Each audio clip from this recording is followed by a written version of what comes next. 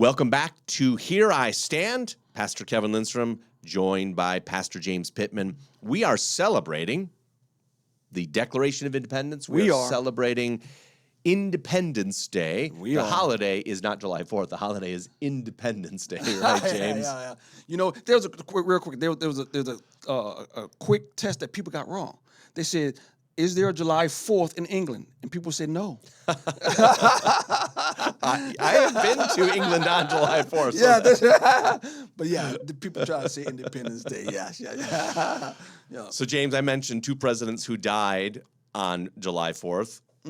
Adams and Jefferson, Same but day? also, yes, they died the same day. Wow. Okay, that's and right. one of them wondered, like, if the other one was living. So Oh. they both died on the same day. Then Monroe died 5 years later, 1831. James Monroe. Okay. So the youngest signer, Edward Rutledge, 26 years old.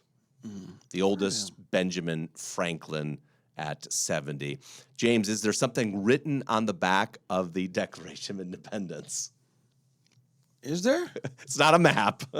It's not a map. But it says original Declaration of Independence dated 4th of July, 1776. So the National Treasure movies kind of get some of that right. Yeah. And it's interesting.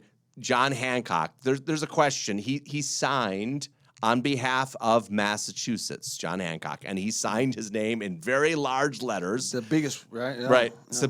Supposedly, it's to kind of put a finger in the eye of the King of England so that he could read his signature without spectacles. Oh. I've heard people share that. I cannot confirm that, but it's an interesting thing to consider.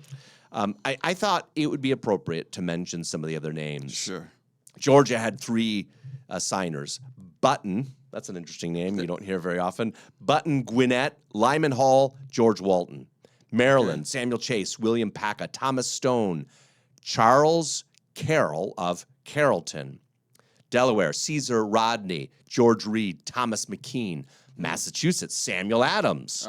John Adams, Robert Treat Payne, and Elbridge Gerry. From North Carolina, William Hooper, Joseph Hughes, John Penn. Virginia had the biggest number of signers, I believe, George Wythe, Richard Henry Lee, related to Robert Lee, Thomas Jefferson, Benjamin Harrison, Thomas Nelson Jr., Francis Lightfoot Lee, Carter Braxton. Do you know the question? Why wasn't Washington on there? He was from Virginia. He was, yeah. That's a very good question. Yeah, yes. I don't know. You know what? I cannot answer that, James. Yeah, Obviously, he was asked to be the Maybe I just assumed. commander. Yeah. Okay. From New York, William Floyd, Philip Livingston, Francis Lewis, Lewis Morris. From tiny Rhode Island, Stephen Hopkins, William Ellery. From South Carolina, Edward Rutledge, Thomas Hayward Jr., Thomas Lynch Jr., and Arthur Middleton. From New Jersey, Richard Stockton, John Witherspoon, the only minister. Okay. Francis Hopkinson, John Hart, Abraham Clark. Are there any ministers in New Jersey today?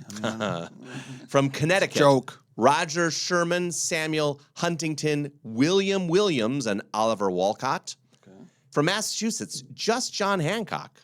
Oh, he was making up for this lack of representation from Massachusetts. That is. I do not know why he was the only one. From Pennsylvania, then Robert Morris, Benjamin Rush, Benjamin Franklin, John Morton, George Clymer, James Smith, George Taylor, James Wilson, and George Ross. So really, it's Virginia and Pennsylvania. Yeah, Pennsylvania. Dominate, right? Yeah, Pennsylvania had the representation. Yeah. Then New Hampshire, you have Josiah Bartlett, William Whipple, and Matthew Thornton.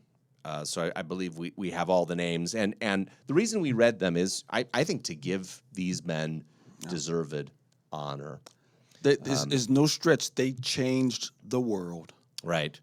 And, a name, there's an ungodly thing where it says, remember the name. And some of that, I think, is rooted in paganism. Oh, it is. Right? African paganism, yes.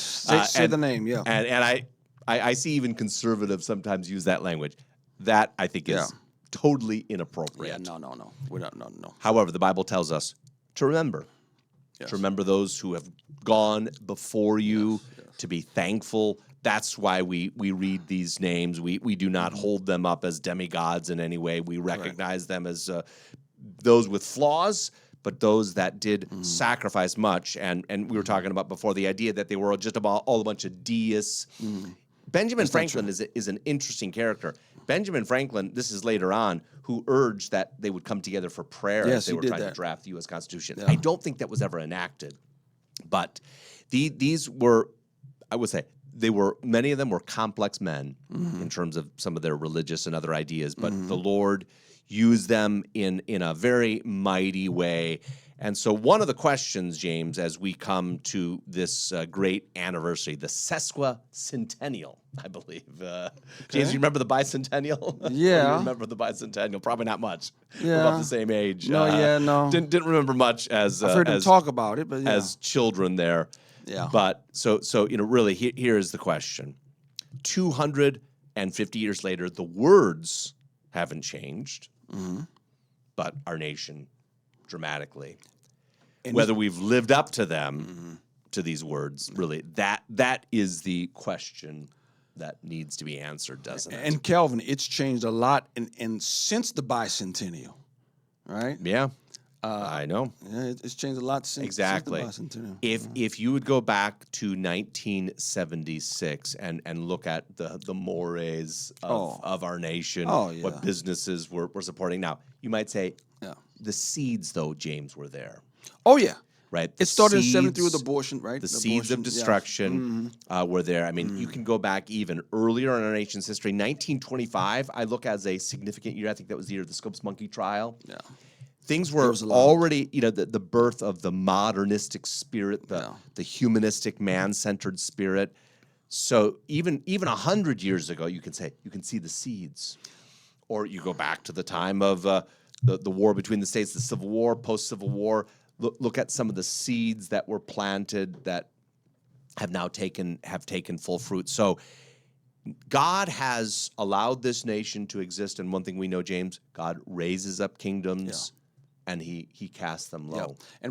And thinking in that line, when you read Leviticus 20, as he's warning the nation of Israel as they're going into the promised land, he makes a statement I think few people pay attention to. He gives I believe a principle. He says, be careful not to do this, because the nation before you did this and the land vomited them out. Don't you do it. Right. Else the land is going to vomit you out, and it does when they go into captivity because of those things. Yeah. And it seems as though God was making a universal principle, because we believe He's sovereign over all nations. Right. And when a nation goes that way, God will discipline. And so we have to be very, very careful. You know what's crazy to me, Calvin? I know we're running out of time. Real quickly, Mandani and his group will embrace Islam, but they will embrace LGBTQ also. It's almost like a hybrid of what's going on across the seas. It's the religion of syncretism, which is really has now become the national religion. Yeah, it's crazy. It is, James. I'm writing an article about the after the Ten Commandments, the golden calf. The religion of the golden calf is now what we see increasingly in America today. Blending a little bit of this, blending a little bit of that. We have to do a show on that, Calvin. Making your own idol. Yeah. As Aaron said, it just came out of the fire. It just came out of the fire. Making your own false religion. So Madami and others, and James, it is. I've remarked that. How can you? There's a local rep from Palatine. Oh, really? Who is a Muslim, local rep. Oh. And she supports all the same radical ideas. How does that exist? Except there's two factors. One, in Islam, you can lie and deceive to get your greater gains, a religion of pragmatism. Yes. But maybe you can also call it the religion of syncretism, where, hey, blend these things together. I don't get it, except Satan is the master of lies. He controls all of it. And deception. And these people are spiritually blinded. They're blinded politically, morally. So that's a little bit of what I'm seeing there, James. All right, that's it. Thank you all for listening. See you next week.